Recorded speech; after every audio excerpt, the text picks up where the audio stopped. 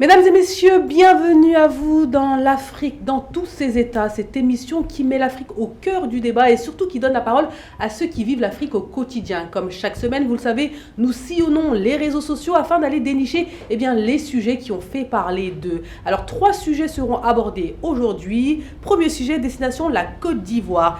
Élection présidentielle, où en sommes-nous à 7 mois du scrutin? Ensuite, destination le Mali, quel avenir pour le multipartisme? Et enfin, destination le Sénégal. Macky Sall sera-t-il jugé pour haute trahison? Voilà, mesdames et messieurs, les 3 sujets que nous allons aborder avec notre invité du jour. Il s'appelle Maodo Ba, vous êtes professeur en histoire militaire contemporaine, études stratégiques de défense et politique de sécurité. Bienvenue à vous. Bonjour, merci Aïssatou. C'est un plaisir de vous avoir ici sur le plateau. On continue en face de vous, professeur. Vous avez donc docteur Camara, vous êtes économiste et maître de conférence. Bienvenue à vous. Bonjour Aïssa, bonjour à notre invité, bonjour Baba, bonjour aux téléspectateurs et aux commentateurs. Donc voilà, vous prenez la place de Baba là. Voilà. Baba, il nous coupe l'herbe sur ce métier. On continue avec vous. Babadem, vous êtes journaliste, bienvenue à vous. Oui, bonjour Aïssatou, bonjour Maodoba et bonjour à notre cher professeur. Je prends sa place. Voilà, exactement, et on va s'arrêter là. Et pour le coup, moi, je vais remercier nos commentateurs parce qu'ils ont été nombreux pour la dernière émission qui a parlé donc de différents sujets, notamment la crise entre l'Algérie et le Mali. On a parlé aussi du Sénégal. Alors, on va remercier Issa Dram, on va remercier Saint-Michel, Archange, Bouba 01 Boubs, Aïcha, Omran, Madi, Sissoko, Bantouliyat, Terabit, Mahamar Lamadi, Mamadou Bari, David Dikia, Abdelkader. Voilà, il y en a beaucoup, il y a eu énormément de commentaires. N'hésitez pas, on continue, on vous lit, on regarde les critiques, les commentaires positifs, les commentaires négatifs. En tout cas, l'objectif, c'est vraiment de vous faire réagir et de vous donner le maximum d'informations. Allez, mesdames et messieurs, on commence cette émission avec le premier sujet du jour. Alors, destination la Côte d'Ivoire à 7 mois des élections présidentielles. Où en sommes-nous? Ça bouge énormément. Allez, on regarde une vidéo et puis on revient.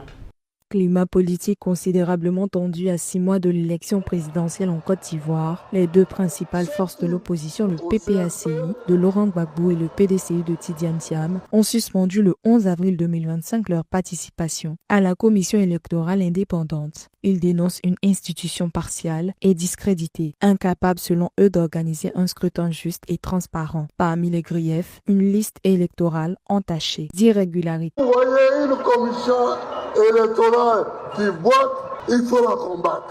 Laurent Gbagbo, toujours inéligible, dénonce une exclusion politique orchestrée. Du côté du PDCI, Tidiane Thiam fait face à des contestations sur sa nationalité, malgré sa renonciation à la nationalité française. Face à une CEI contestée et des opposants affaiblis, le processus électoral suscite une profonde crise de confiance. Selon les experts, un dialogue politique urgent s'impose pour éviter une nouvelle impasse démocratique.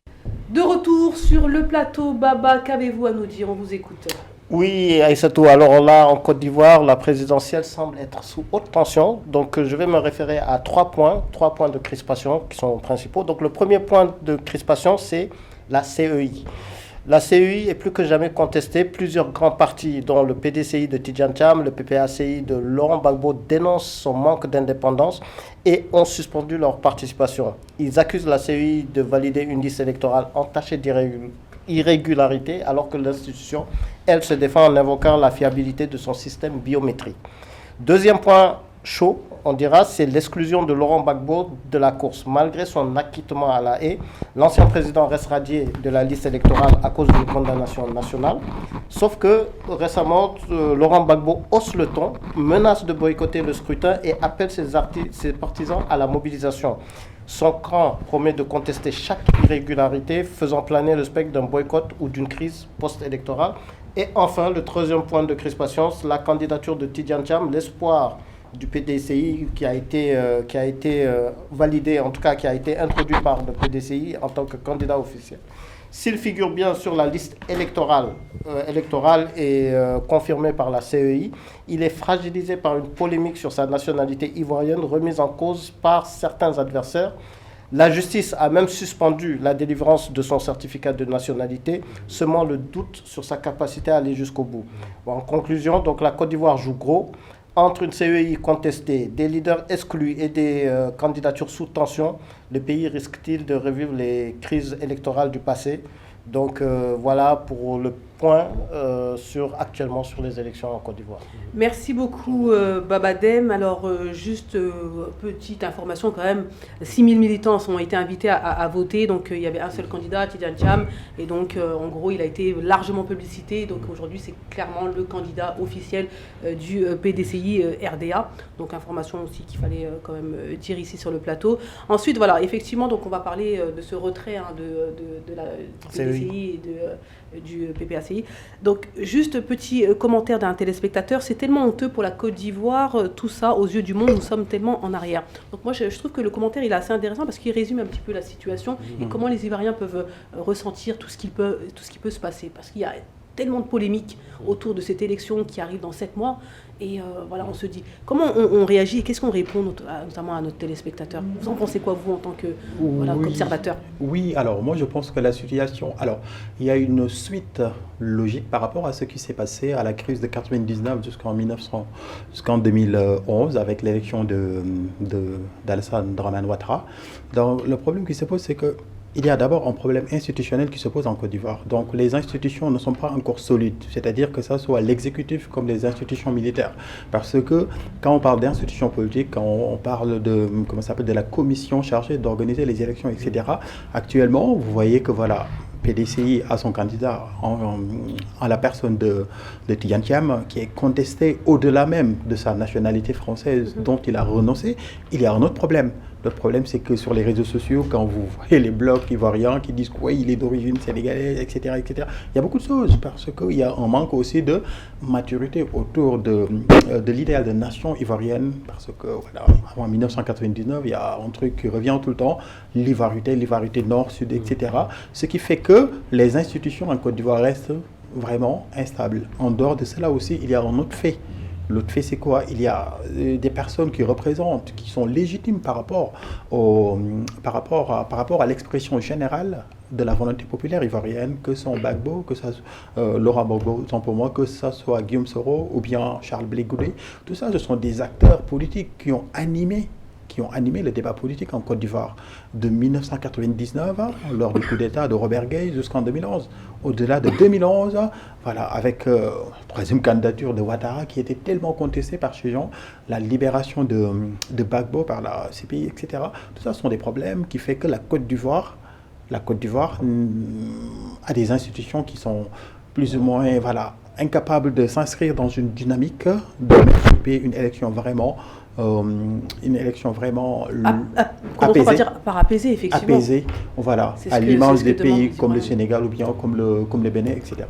Voilà. Donc on va revenir alors, sur les points que Baba a mentionnés, notamment le retrait du PDCI RDA, de la CEI à 6 mois donc, de la présidentielle.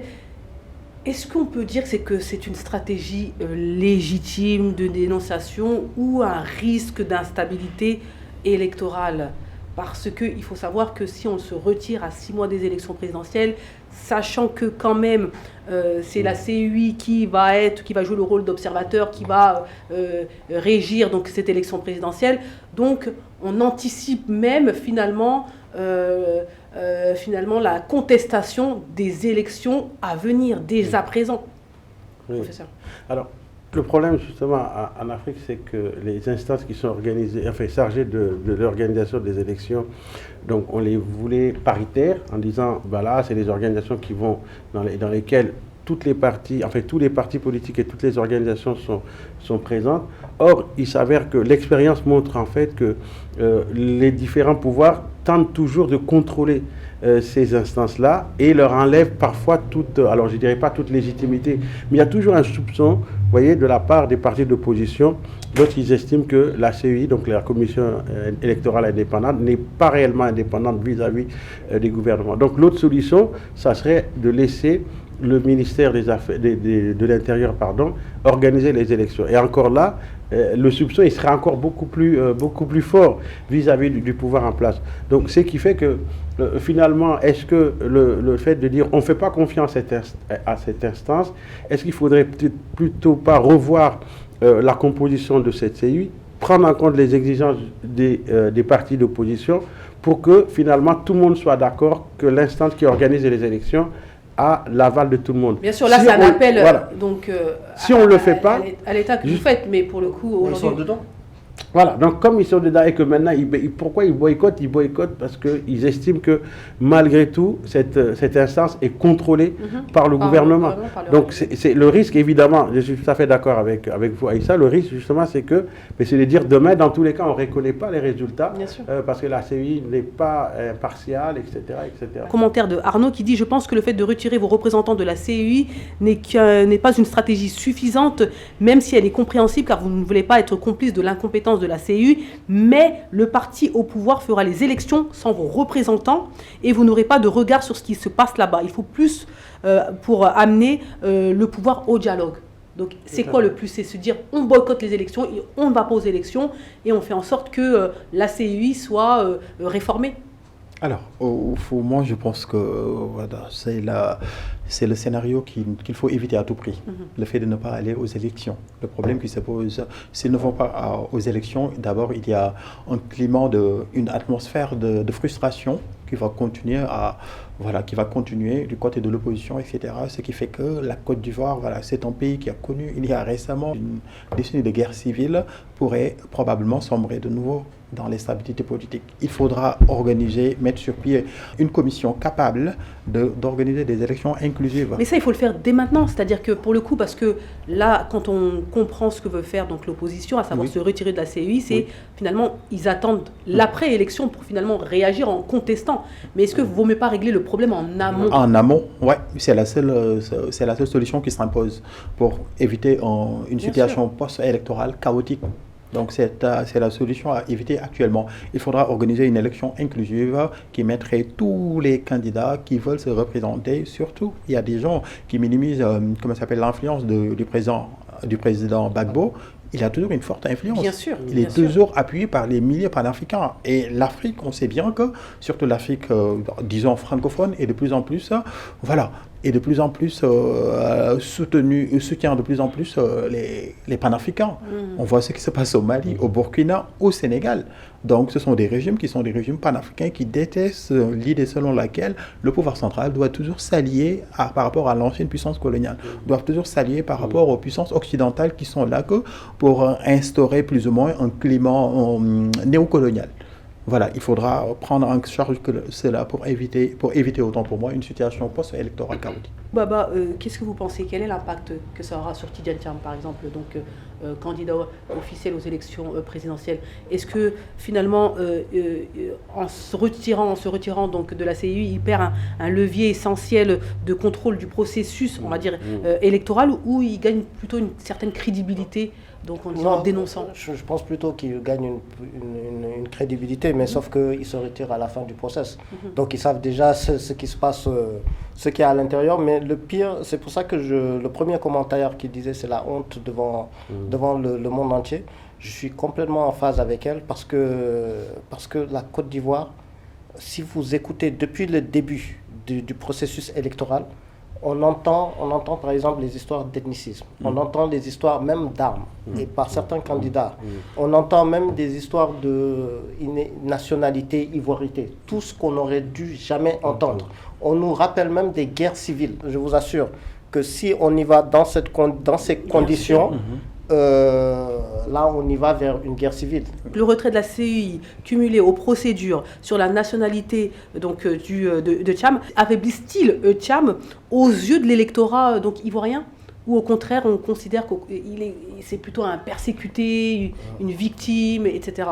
Oui, moi j'estime que justement ça va plutôt renforcer cette image de quelqu'un qui peut faire des choses pour la Côte d'Ivoire, qui est légitime pour le faire du point de vue d'une partie de l'électorat et qui serait empêché par tous les moyens de pouvoir justement être face éventuellement à Ouattara. Donc le fait de l'exclure, je pense que ça va renforcer sa légitimité dans l'opinion. Et c'est vrai que le risque, c'est que si malgré tout cette exclusion venait à être entérinée et que les élections étaient organisées malgré tout, voilà, on pourrait peut-être reprocher au PDCI ou même au parti de Gbagbo d'être des partis incapables de présenter d'autres candidats que ceux qui ont été disqualifiés. Donc ça, c'est vraiment le problème. Donc je pense que... Toi, pour l'instant, M. Thiam est toujours inscrit donc, sur la liste électorale. Sur la liste électorale. Donc, voilà. C'est pour ça qu'on le candidat officiel. On l'avait déjà dit ici en disant on ne sait pas pourquoi est-ce que le président Alassane Ouattara ne prenait pas les devants pour imposer un dialogue, même si le dialogue il paraissait tardif, notamment pour désamorcer éventuellement une crise post-électorale. On ne comprend pas l'attitude. Exactement. Voilà. Pour le coup, c'est très important et vraiment, j'insiste dessus. Pour certains vont dire que c'est, oui, on va le considérer comme une personne persécutée parce que, effectivement, c'est un homme avec beaucoup de talent qui peut changer, entre guillemets, la donne en Côte d'Ivoire et qu'on a peur de lui, donc on le persécute. Mais en même temps, le fait de parler de sa nationalité, d'insister dessus, de voir qu'il y a des problèmes au sein du PDCI-RDA, est-ce que cela ne va pas avoir un impact clairement sur l'électorat de Tidiane Thiam? Forcément, ça va forcément toucher un petit peu, écorner son image. Bien sûr, quand on parle de PDCI, donc c'est un parti qui est à la base de la Côte d'Ivoire, de l'indépendance de la Côte d'Ivoire, etc., qui a posé les bases de la Côte d'Ivoire comme État moderne, etc. Donc si le représentant est exclu comme ce qu'a été Henri Konan Bédié, etc., ça va créer des précédents qui vont avoir des conséquences post-électorales qui vont encore une fois installer le pays dans Bien sûr, climat. et même s'il n'est pas exclu, aujourd'hui, même s'il n'est pas exclu, est-ce que le fait qu'on parle de tout ça, qu'il y ait autant de procédures en lien avec sa nationalité, qu'il soit un petit peu titillé par les membres du PDCI, qu'il y ait des procédures judiciaires contre lui, est-ce que ça n'a pas écorné, n'est pas en train d'écorner un petit peu l'image de Tidiane Thiam comme un futur président de la Côte d'Ivoire? C'est ce qu'ils veulent. C'est ce qu'ils veulent. Il y en a certains qui disent même qu'en 2000, qu'est-ce qu'il avait fait? Le pays, il était ministre avant, mais après, qu'est-ce qu'il fait? Il fuit le pays. Donc, il est revenu qu'après que le pays est redevenu stable en 2020. Donc, c'est ce qui fait qu'il y en a beaucoup, ces détracteurs s'appuient sur cela pour le dénigrer, pour qu'il soit mis en minorité par le peuple ivoirien. Après, pour moi, ça ne va pas écorner son image parce que c'est pas un précédent unique. On sait, c'est-à-dire que dès qu'on voit ça, il a été quand même élu à 99,96% au sein du PDCI. Donc, mais est-ce que le PDCI seul peuvent élire Non, mais je veux dire, au sein même de son parti, il n'y a pas de contestation. Bien sûr, il n'y a pas de contestation, il est plébiscité. À ce niveau-là. Et après, le fait qu'on le persécute, qu'on va chercher des casseroles, qu'on va chercher sa nationalité, on n'est pas naïf, on sait que c'est le jeu politique. Ici, sur le plateau, on n'est pas naïf, mais moi je vous parle des Ivoiriens qui vont aller voter. Les Ivoiriens même savent. Ils savent que c'est un jeu politique pour écarter un candidat, ils le savent, donc ils ne sont pas naïfs. D'accord. Moi, je suis d'accord. Vous êtes d'accord avec Baba. Pour le coup, on va s'intéresser maintenant à Gbagbo, qui a dit ça tout récemment. Nous allons aller aux élections et nous allons gagner les élections. Comment aujourd'hui Monsieur Gbagbo, qui n'est pas autorisé, qui n'est même pas sur les listes électorales, peut se permettre de dire cela? C'est avec certitude en plus. Comment Gbagbo peut se permettre de dire ça? Alors, Gbagbo, comme les peuples africains, l'être humain ou bien les peuples africains généralement, il aime les peuples il aime les candidats ou bien les personnalités politiques qui ont été victimes de l'injustice. On sait bien que Gbagbo a été victime de l'injustice par rapport à la crise post-électorale de 2011, ce qui fait son inculpation, sa détention, son procès, etc. Ce qui fait que il a gagné beaucoup de sympathie vis-à-vis des Africains, mais aussi vis-à-vis des Ivoiriens. Mais ça ne suffit pas. Ce qui fait que être éligible, ne serait-ce que se présenter aux élections. Ce qui fait qu'il est très suivi par le peuple ivoirien, une grande partie des Ivoiriens. Mais au-delà de ça, son inéligibilité est régie par des règles qui sont manipulées depuis l'extérieur, d'après certains articles que j'ai vus sur à travers les réseaux sociaux, etc. C'est-à-dire Cour pénale internationale, etc. Tout ça, ce sont des institutions qui sont là que pour soumettre plus ou moins l'Afrique vers le système néocolonial. Et on parle de Gbagbo. Je vais rebondir aussi par rapport à Tidiane Thiam, que les gens qui disent que si Tidiane Thiam revient au pouvoir, ce n'est rien d'autre qu'une continuité du président Alassane Dramane Ouattara, du fait que Tidiane Thiam ne sera là que pour défendre les intérêts des étrangers, à l'occurrence la France, etc. Donc, alors que Gbagbo, on sait bien que Donc ce pour vous, qu'il il y a avait une posé. manipulation Alors, internationale voilà, contre tout ce- Gbagbo pour Voilà. l'empêcher Quoi d'aller qu'on- aux élections. Voilà, quoi qu'on puisse dire de Gbagbo durant sa présidence, etc., tous les jalons qu'il avait posés, c'était vers la souveraineté de la Côte d'Ivoire. Tous les jalons qu'il avait posés. Ce qui fait qu'il a gagné la sympathie du monde panafricain tout autour. Et c'est très important quand même, hein. On est en 2025, il y a les réseaux sociaux, où, je ne dis pas le monde, où l'Afrique constitue une sorte de... c'est un village planétaire, où les soutiens, comme au Sénégal, le changement a été possible par le dévouement et l'engagement des Sénégalais, mais aussi par le soutien des panafricains de la Côte d'Ivoire, du Cameroun, du Mali, partout en Afrique qui soutenaient le parti PASTEF, ce qui fait que cela a boosté, a donné plus de confiance au peuple sénégalais, mais aussi à ceux qui soutenaient derrière Macky Sall, qui disent que le peuple a dit non, c'est non. Donc tout est possible. Alors je prends un commentaire d'un téléspectateur, donc Abdoul Konaté, qui dit « Si vous voulez rendre Gbagbo éligible par la force, vous trouverez la force. Avec vous les gars, vous n'écoutez que le langage de la force, c'est pourquoi Soro avait pris les armes contre vous. » Donc c'est quand même alarmant d'entendre ça, c'est-à-dire qu'on se dit, en gros ce qu'il dit c'est que si Gbagbo ne peut pas aller aux élections, et bien qu'en Côte d'Ivoire ça risque de chauffer. Alors, c'est les deux choses.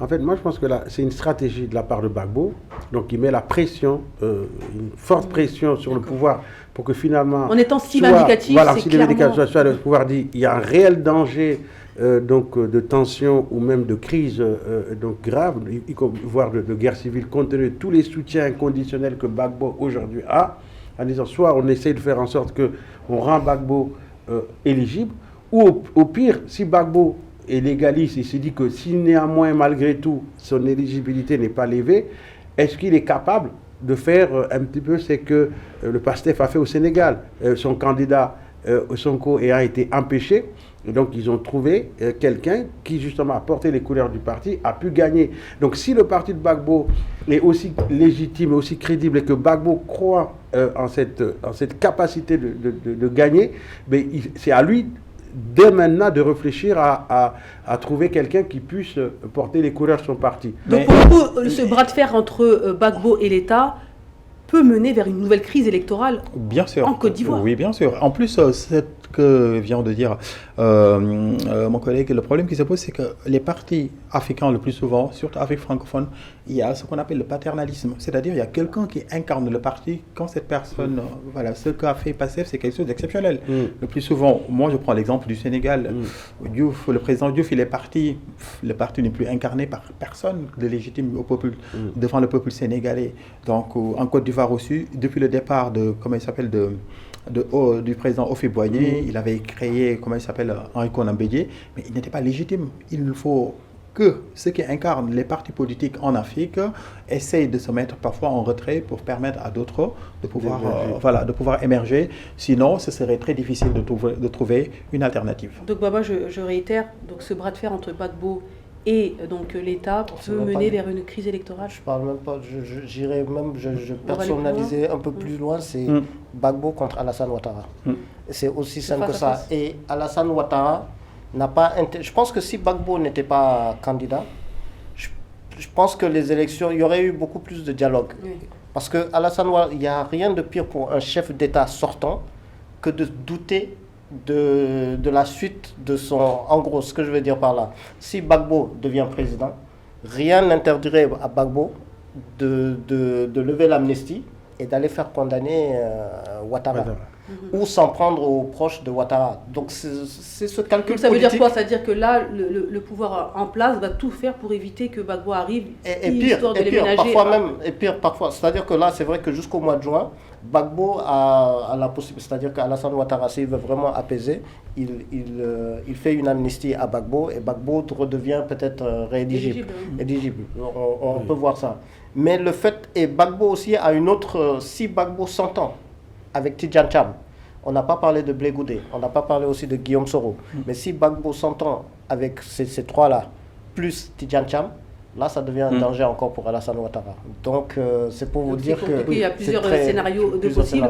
Mais est-ce que le PPACI ne devrait pas quand même anticiper et trouver un plan B pour 2025 parce que non, je pense pas. Il devrait continuer sur cette lancée-là. Quand je vois Gbagbo, actuellement, on voit les images, Gbagbo draine des foules à lui seul. C'est ça. Et quand on écoute les militants de Gbagbo, ils en ont que pour Gbagbo. Oui, mais ça. Gbagbo- Et je vois mais, pas. mais ça peut être problématique parce que vous le dites que si Gbagbo Mais il y a pas de numéro 2. ne peut pas aller se présenter aux élections présidentielles, il va y avoir une crise. Donc, est-ce qu'on ne peut pas anticiper cette crise-là en mettant un plan B pour éviter d'aller vers cette crise-là? Parce que quoi qu'il en soit, on pense d'abord aux Ivoiriens avant. Oui. Mais comme il avait dit, PPACI, c'est Gbagbo. ça, Donc oui. soit Gbagbo se range derrière Tidiane Cham, et éventuellement c'est une... Mais je vois mal mettre un numéro 2. C'est ça le problème, c'est ça. Gbagbo, alors le président Gbagbo, il ne peut pas se mettre derrière Tidiane Cham quand même, parce que lui, il se croit être beaucoup plus légitime. Au-delà de ça, Gbagbo, il se croit beaucoup plus... Regardez, alors, il ne faut pas se voiler la face. Il faudra regarder les blocs des Ivoiriens pour comprendre vraiment la sociologie des Ivoiriens. Ils se disent que Gbagbo, c'est un Ivoirien. Tidiane Cham, c'est un gars du Nord, il est de l'extérieur. Ça, c'est un truc, ça, c'est quelque chose qui revient tout le temps à travers les discussions des Ivoiriens. Moi, alors, parfois, je commente sur France 24, je commente sur Brut pour voir par rapport à leurs réactions, mais ça, ce sont des choses, ce sont des gens qui te parlent mal, qui t'insultent et qui mettent en avant beaucoup plus l'ethnicisme, le tribalisme. Encore aujourd'hui, en 2025, je vous assure. Alors, tout ça, ce sont des choses qui existent bel et bien en Afrique. Nous, tous les pays qui tournent autour, en Mauritanie, en Guinée, voilà, ce sont des gens, quand vous au niveau de leur débat politique, il n'y a que ça qui revient tout le temps. L'ethnicisme, le tribalisme, la xénophobie, ce sont des choses qui déstabilisent, qui empêchent d'avoir un État africain stable, voilà, avec des institutions stables pour se tourner exclusivement vers le développement. Moi, une dernière chose que je vais rajouter, justement, c'est que dit Baba.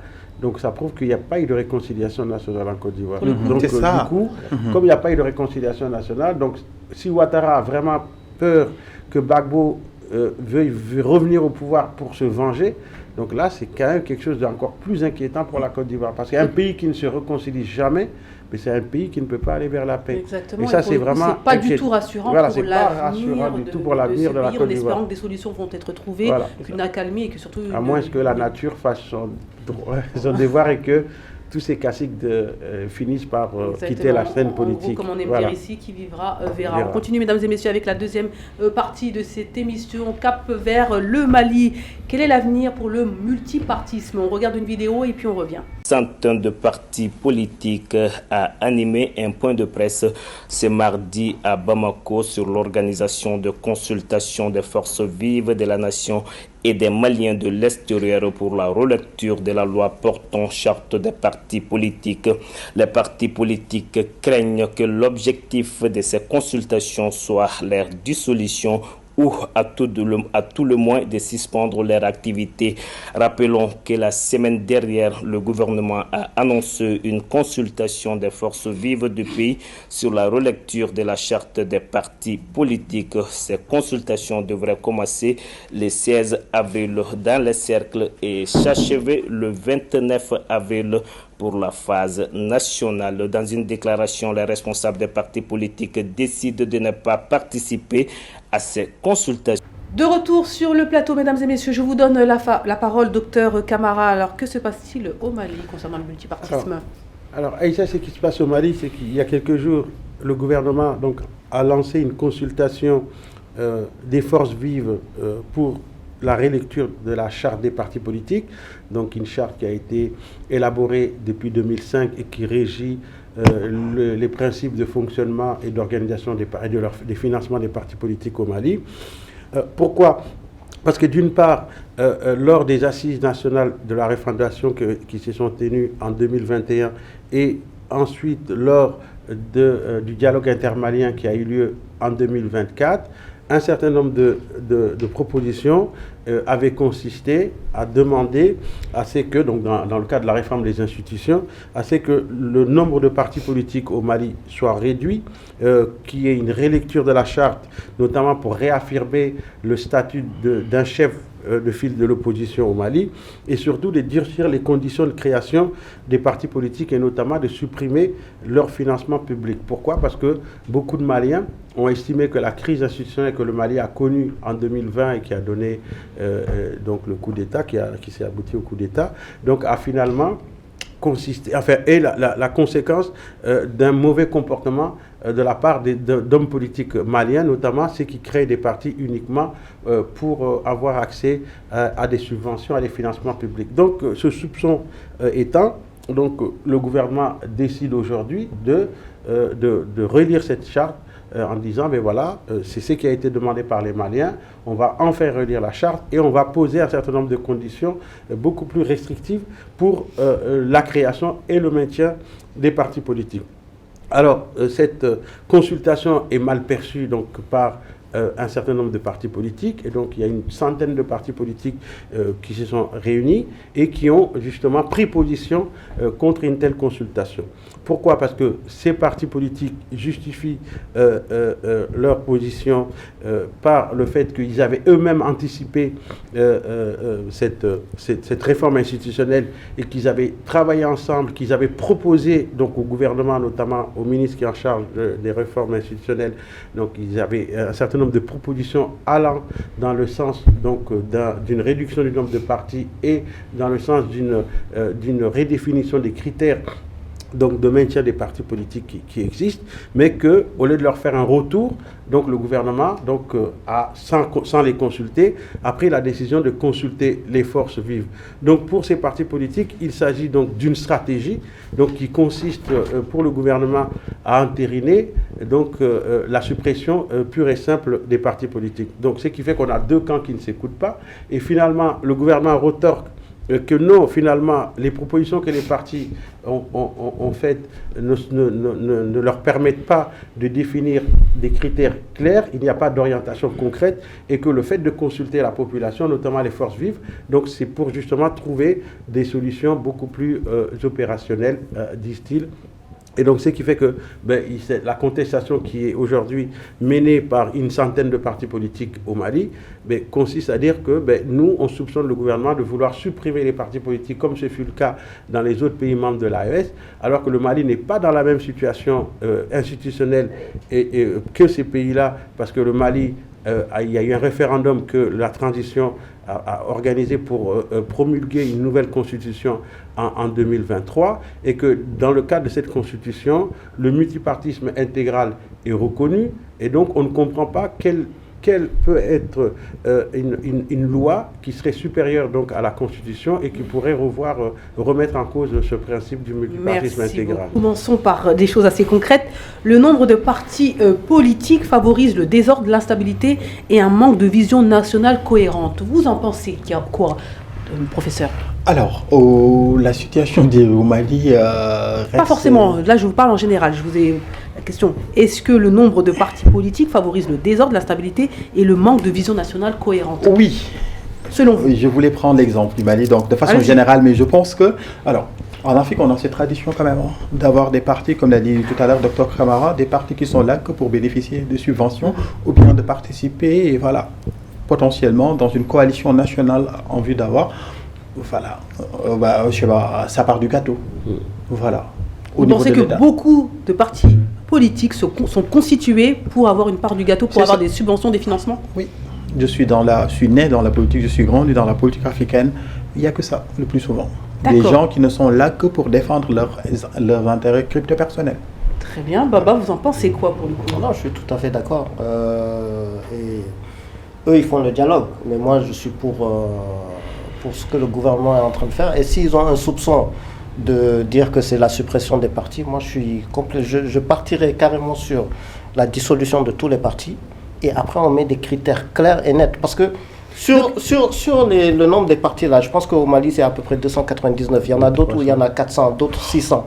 Non seulement ce que le commentaire dit, ça disperse la cohésion, et la plupart ils sont là pour des questions alimentaires. C'est ça. Si j'ai 299 partis politiques, mais que je sais que chaque année ils font leur AG, qu'ils participent, et qui, pour moi, il faut que vous puissiez représenter au minimum 5% de la population. En Mauritanie, vous n'avez pas 5%, votre parti est dissous. D'accord. Donc pour moi, tous ces petits partis, la plupart des partis, à part peut-être les classiques, je ne parle pas du RPN, je ne parle pas de la DEMA ou les autres classiques qu'on connaît, mais tous les autres, c'est des partis qu'on appelle cabines téléphoniques. Il n'y a qu'un seul, deux, plus leurs parents. Et c'est pas possible. Et c'est ça qui crée même la corruption. Je vais vous amener des voix, mais je dois avoir un poste. Le clientélisme, la corruption. Donc il faut dissoudre et revoir, au lieu de revoir le catégorique. Non, et puis au lieu de revoir le multipartisme à la démocratie française, ou généralement on regarde française aux États-Unis, qu'on revoie vraiment, et au lieu d'appeler certains partis gauche, droite, écologie, non, faites le parti que le pays a besoin, les priorités du pays, sinon, voilà, des solutions, et un parti doit avoir un truc, au lieu d'avoir, et même le financement, attention au financement aussi, il faut qu'on fasse très attention au financement, que ce soit public ou privé, parce que n'importe qui peut venir, que ce soit même des terroristes encagoulés qui peuvent venir financer un parti et arriver au pouvoir. Donc il faut tout revoir. Pour le coup, Baba, vous avez été très clair. Pour le coup, je vous pose à vous la question. Que reproche, on va rappeler, que reprochent les partis politiques réunis au sein de l'IPAC? Alors, donc, quand on regarde, Aïssa, la charte de 2005, c'est une charte qui est assez complète. Et je pense que ce qui a vraiment posé problème, c'est comment, en tout cas, faire en sorte que cette charte soit respectée. Donc après, ça revient à une responsabilité de l'État. Donc la capacité de l'État à contrôler les partis pour se rendre compte si les partis, justement, remplissent tous les critères pour être maintenus ou pour exister ou pour bénéficier des financements publics. Si cette responsabilité n'est pas remplie par l'État, évidemment, ça ouvre la porte à une multiplication de petits partis, comme on appelle souvent, qui sont parfois des grains, qui représentent quelques personnes. Mais cela dit, on ne doit pas justement confondre un problème qui est lié à un manque de contrôle de l'existence et de la réalité des partis politiques avec des principes constitutionnels qui notamment concernent le droit et la liberté de s'associer. Parce que le fait de dire qu'on va interdire ou on va limiter le nombre de partis, mais moi je pense que c'est quelque chose qui limite la liberté des citoyens à se regrouper comme ils l'entendent et à défendre des idées. Que pensent les citoyens africains, que pensent les citoyens maliens concernant donc ces réformes, concernant le multipartisme, concernant ces partis politiques? Baba, à votre avis, monsieur professeur, à votre avis, que pense le peuple? Sont-ils plus pour une réforme des partis politiques ou une restriction même des partis politiques en fonction de certains critères, ou au contraire ils sont pour le multipartisme vraiment ouvert à tous? Alors, au Mali, moi je comprends la société civile malienne et les partis politiques. Leur problème, c'est qu'ils pensent que c'est eux qui se sont battus pour faire partir IBK. Une fois que IBK est parti, ce sont les militaires qui s'accaparent du pouvoir. C'est-à-dire on les a volé leur victoire. Moi je me suis dit que, alors en lisant beaucoup d'articles par rapport à la situation au Mali, c'est ça le problème. C'est-à-dire il se dit que ce soit l'imam Diko, etc., et sa mouvance politique, etc., ils se disent qu'on s'est battu pour que IBK parte. IBK est parti, que font les militaires? Les militaires, ils accaparent le pouvoir. Vous en pensez quoi pour le coup? Est-ce que c'est une justification? Est-ce que c'est un argument pour le coup? Est-ce que vous considérez que c'est ça qui est mis sur le tapis, à savoir les partis politiques se sont battus pour que IBK parte et puis finalement... Non, moi j'ai pas cette lecture. Moi j'ai plutôt la lecture des traditions, en tout cas le côté... C'est pour ça que pour moi, il faut qu'on refasse tout, mieux vaut détruire et reconstruire. Table rase. Parce que c'était quoi pour les citoyens? On fait une proximité à chaque échéance politique. Ce qu'ils attendaient, c'était quoi? Un parti qui arrive et qui dit votez pour moi. Oui, mais pour voter pour moi, n'oublie pas le sandwich, l'argent, etc. Il y avait plus ce côté-là. Et c'est à chaque élection qu'on voit certaines choses qui arrivent que ce soit dans les quartiers où tous les problèmes sont réglés pendant les élections. Au-delà, mais pendant ou avant l'élection, je veux dire. Oui. Donc chaque candidat vient avec les sacs de riz, etc. C'est ce qu'on connaît, c'est la tradition. C'est pour ça que tout ça, on doit faire table rase. Oui. Et c'est pour ça que je me dis, il faut qu'on revoie la politique et on revoie la façon de faire Et c'est pour ça qu'il faut des critères solides. Vous n'avez pas tant de nombre de militants, que ce soit la liberté d'expression ou pas la liberté d'expression, vous n'avez pas les moyens d'avoir 10 000 habitants dans telle commune ou 10 000 partisans ou adhésions et qu'eux-mêmes puissent cotiser. Vous n'êtes pas un parti politique crédible. Vous ne représentez pas le peuple? C'est ça. Normalement, le parti doit représenter le peuple. Si c'est deux personnes, ça présente la famille. On est dans une démocratie, dans une démocratie représentative, c'est-à-dire que tu es censé représenter le peuple. Oui. Si vous n'arrivez pas à avoir Je suis d'accord avec... Vous êtes d'accord avec Baba, c'est-à-dire que vous ne représentez pas le peuple, vous ne devez pas exister. C'est ça, minimum. Oui. Mais Baba, la représentativité d'un parti, elle ne peut se mesurer que lorsqu'on a des élections. Alors, on le voit. Pour les partis, la question ne se pose pas forcément. Donc, si effectivement on disait, si l'historicité ne peut pas tout expliquer, parce qu'on peut être un parti nouvellement créé, porter une vision, porter, on va dire, un programme qui permet justement, lorsqu'on se présente à des élections, d'avoir des élus, donc à tous les niveaux, au niveau local, au niveau de l'Assemblée, et même, pourquoi pas, conquérir le pouvoir exécutif et transformer le pays. Donc moi, donc on est d'accord. Voilà, donc, non mais, donc ça, c'est la représentativité, donc pour qu'on ne peut pas dire, donc on n'accepte pas que de nouveaux partis puissent se créer, puissent se constituer. Alors que, parce que justement, là où il y a dissension, c'est par rapport aux critères. Les gens disent, est-ce que les partis qu'on va laisser survivre, parce qu'il y a beaucoup de partis qui se sont créés, effectivement, mais certains de ces partis n'ont pas eu l'occasion, par exemple, de participer à des élections. Est-ce que c'est pour autant que ces partis, on va les considérer comme étant non légitimes? Est-ce que ces partis ont des adhérents? En fait, c'est la question que Baba pose, c'est-à-dire que c'est très clair. Soyons concrets, s'il vous plaît. C'est, par exemple, on parle de représentativité. Vous créez un parti politique, donc un parti politique peut... en dehors des élections élections municipales, locales, etc., battre campagne et chercher à avoir des sympathisants, des partisans qui vont payer une cotisation, qui adhèrent au projet du parti. Donc la question c'est, est-ce que vous êtes d'accord avec Baba, à savoir, pour exister, il faut représenter une certaine... Bien sûr, je suis d'accord que les partis ne doivent pas être des coquilles vides, les partis doivent avoir une existence réelle, donc notamment comme la charte le rappelait déjà, avec un siège, avec des militants, avec des activités donc, qui permettent aux partis donc, de rendre compte notamment à l'organisme public pour dire voilà, on est un parti, on existe, etc. Voilà, la population, on prend part. Donc notre responsabilité qui est d'éduquer la population, en tout cas qui est de prendre position par rapport à un certain nombre de problèmes dans la société. Donc on assume cette responsabilité. Donc ça c'est facile à attester. Donc tous les partis qui peuvent attester de ces activités doivent être retenus. Alors là où moi je ne suis pas d'accord avec Baba, c'est de dire on fait table rase, parce qu'il faut aussi prendre en compte l'histoire de chaque pays.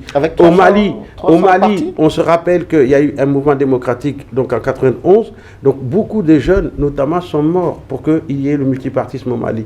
Donc, et ça, il ne faut pas oublier le contexte dans lequel le multipartisme a été instauré au Mali, ça a été instauré dans un contexte donc, de lutte contre justement la dictature du général Moussa Traoré. Les gens ne comprendraient pas qu'aujourd'hui, même si, je suis d'accord, Aïssa a dit, même si une partie de l'opinion, justement c'est la justification, le gouvernement justifie justement sa volonté de relire la charte, parce que beaucoup de gens ont proposé lors des assises nationales de la refondation de 2021 et lors du dialogue intermalien de 2024 en disant une partie des partis politiques certains partis ne doivent pas exister, etc. parce que c'est des coquilles vides. Et d'ailleurs, une partie de l'opinion qui est même plus radicalisée dit que les hommes politiques sont responsables de tous les torts, de tout ce qui est... Je suis d'accord avec l'idée que vous avez soulignée au dernier moment, c'est-à-dire qu'au Mali, moi je pense que tous les problèmes au Mali sont liés par rapport aux politiques.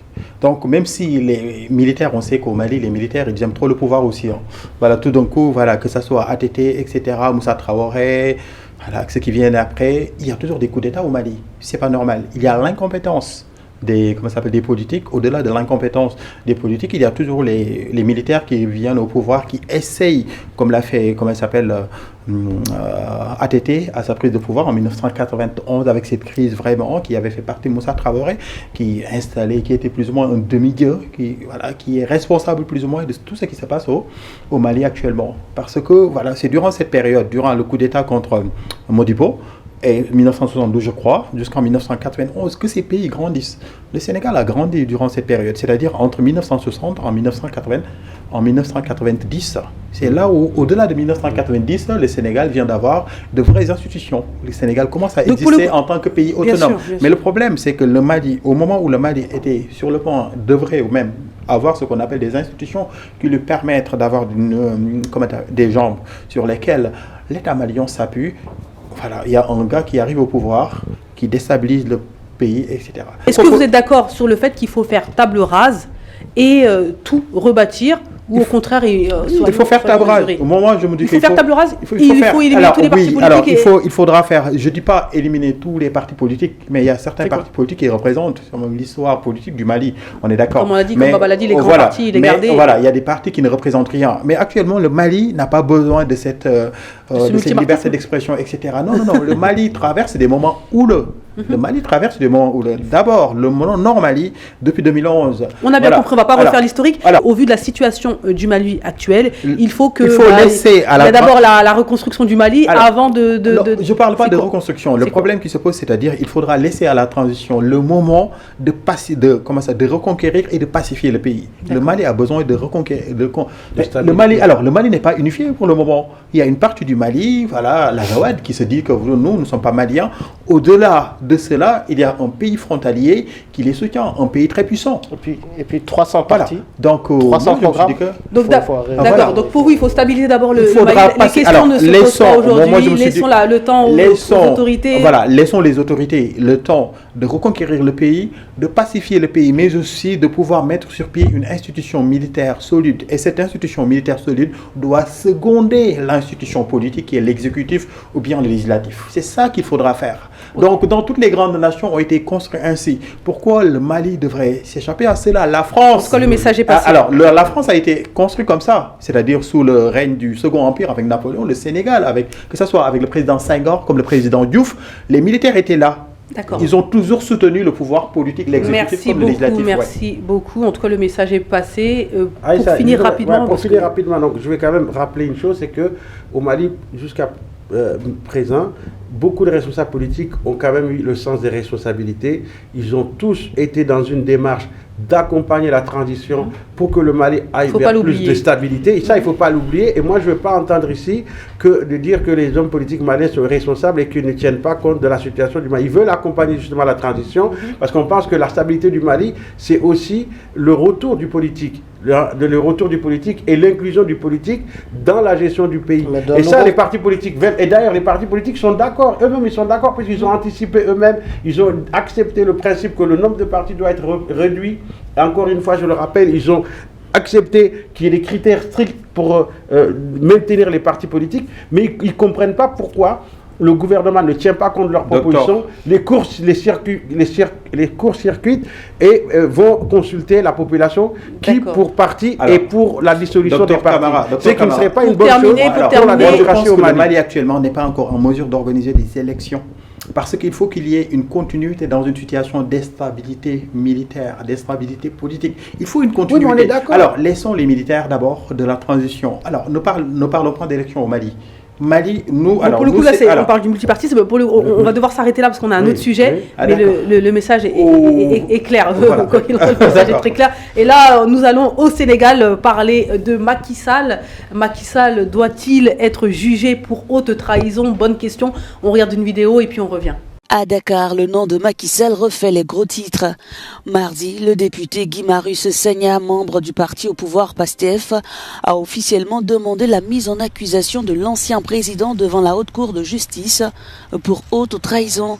Motif évoqué, le rapport de la Cour des comptes qui a révélé plus de 2517 milliards de francs CFA contractés hors des circuits légaux. Le député accuse entre autres l'ancien chef de l'État d'avoir instauré une gestion opaque marquée par des manipulations comptables. Face à cette initiative, la réaction de l'opposition n'a pas tardé. Le groupe Taku Walou Sénégal dénonce une forfaiture politique et promet de défendre l'honneur de l'ex-président. L'affaire est désormais entre les mains de l'Assemblée nationale. Pour que la procédure soit lancée, elle doit recueillir 99 voix sur 165. De retour sur le plateau, Baba, on vous donne la parole concernant Macky Sall. Oui, tout à fait. Donc, on va faire 3 points essentiels et les conséquences de cette procédure. Donc, c'est une procédure, premièrement, une procédure judiciaire inédite qui est en marche. Depuis la publication d'un rapport accablant de la Cour des comptes en février 2025, l'ancien président Macky Sall est dans le viseur des autorités sénégalaises et de l'Assemblée nationale sur les finances publiques en 2019 et 2024, et c'est Guy Marius Sagna, le député du PASTEF, qui a officiellement déposé une proposition de résolution visant la mise en accusation de Macky Sall pour haute trahison, une démarche rendue possible par la majorité donc parlementaire du PASTEF. Si la résolution est adoptée à la majorité des 3/5, Macky Sall serait le premier ancien chef d'État sénégalais à comparaître devant la Haute Cour de justice, une juridiction spéciale qui n'a jugé qu'un seul responsable politique depuis l'indépendance. Deuxièmement, des accusations graves et une défense politique du côté du camp de Macky Sall. Les accusations portent sur des manquements d'une exceptionnelle gravité, sont les mots qui sont de Guy Marius Sagna, contraction de dettes hors cadre légal, manipulation des comptes publics, dépenses non retracées et dissimulation du déficit réel de l'État. Macky Sall, qui vit actuellement au Maroc, bien sûr, rejette en bloc ces allégations, dénonçant un procédé politique et défie ouvertement, on a vu ses accusateurs, affirmant n'avoir peur de rien. Ses partisans également dénoncent une tentative de l'actuel pouvoir de ternir son image et de solder des comptes politiques. Alors, quelles sont les conséquences pour le Sénégal? Si la procédure aboutit, ce serait un tournant historique pour la justice sénégalaise et un test pour la solidité de ses institutions.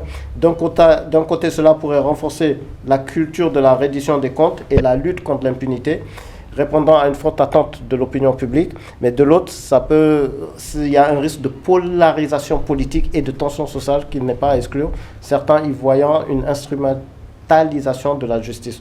Donc, voici les 3 points que j'ai pu noter par rapport à... Merci Baba, et on va prendre tout de suite un commentaire d'un téléspectateur.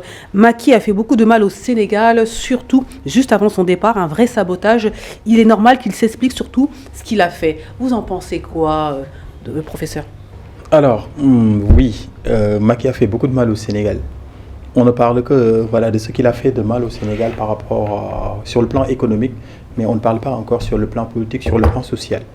Donc, sur le plan économique actuellement, le Sénégal a une dette de plus de 7 milliards. 7 milliards, où sont passés les 7 milliards avec les dissimulations de comptes, etc. Ce qui fait que le Sénégal se retrouve actuellement dans une situation financière, dans une situation budgétaire très compliquée pour la nouvelle administration du président Bassirou Diomaye Faye. C'est un peu compliqué. Il faudra qu'il nous dise tout ce qu'il a fait. Il faut qu'il rende compte. Il faut qu'il rende à la compte. population Il faut qu'il dise aux Sénégalais qui lui avaient fait confiance en 2012 et en 2019. Pourquoi Macky Sall, ce que vous avez fait ça. Donc il y a tellement de cas de détournement de deniers publics.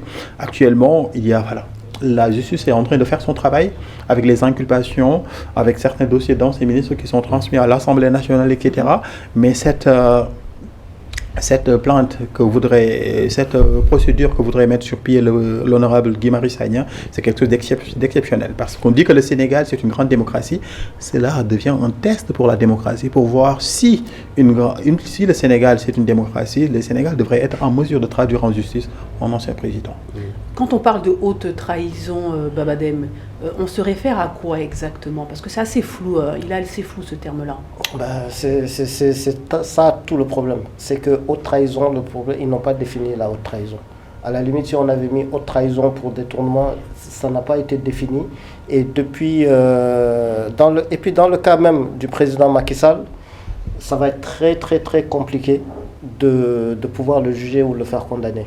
Juste à cause du côté, je parle du côté justice. Bien sûr, bien parce sûr. que là, la haute trahison, ça y est, il ne pouvait qu'être convoqué par la haute cour de justice de l'Assemblée nationale. Ça, c'est le côté déclencheur. Mais une fois qu'ils ont déclenché, c'est déclenché. Donc, normalement, on va passer au vote, donc des 3/5. Donc, ils ont assez de députés pour voter ça. Mais après, ça passe devant une commission d'instruction où il n'y a que des juges et des magistrats. Et eux, ils doivent établir des charges sur la haute trahison. Et cette haute trahison est sur... là, c'est pour les comptes. Les comptes, c'est uniquement sur les comptes et la dette. Et je ne vois pas comment on pourra charger Macky Sall là-dessus de haute trahison. C'est pour ça que c'est tellement flou. Ils auraient dû... Donc pour le coup, vous n'y croyez pas? Vous ne pensez pas que ça va aller jusqu'au bout? Pas sur ce cas-là. D'accord, très bien.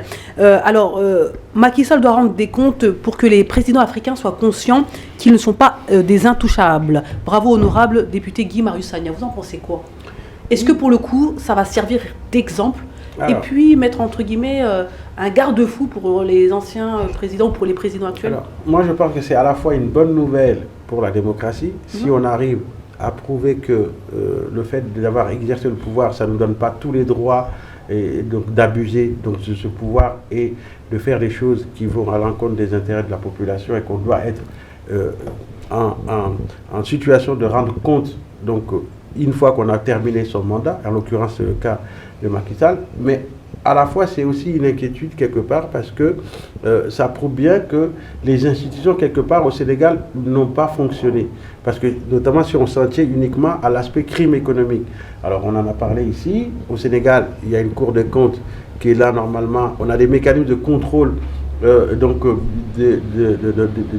budget de l'État qui font que normalement des tels détournements notamment ne devraient pas être possibles, des telles procédures ou des telles irrégularités ne devraient pas être possibles. Ça a été possible, ça veut dire que quelque part il faut aussi interroger le fonctionnement des institutions, parce que sinon à chaque fois que le pouvoir changera de camp, ben, le suivant va être là pour régler les comptes du précédent, et on va être dans une espèce de surenchère où finalement, et d'ailleurs ça peut être un problème, pourquoi? Sauf parce si que chacun fait correctement son travail, entre guillemets, c'est-à-dire qu'en principe on ne devrait même pas en être là. Mais ça va expliquer pourquoi parfois, Aïcha, les gens n'ont pas envie ou ont peur de quitter le pouvoir. Parce que si je quitte le pouvoir, ou que si je ne mets pas les gens à ma place qui sont susceptibles de me protéger, eh bien, je ne m'en vais pas. Est-ce qu'on a peur de quitter? Est-ce que les gens ont peur de quitter le pouvoir parce qu'ils sont reprochables, parce qu'on peut leur reprocher quelque chose? Parce qu'on peut leur reprocher la question, elle est plutôt là. Exactement.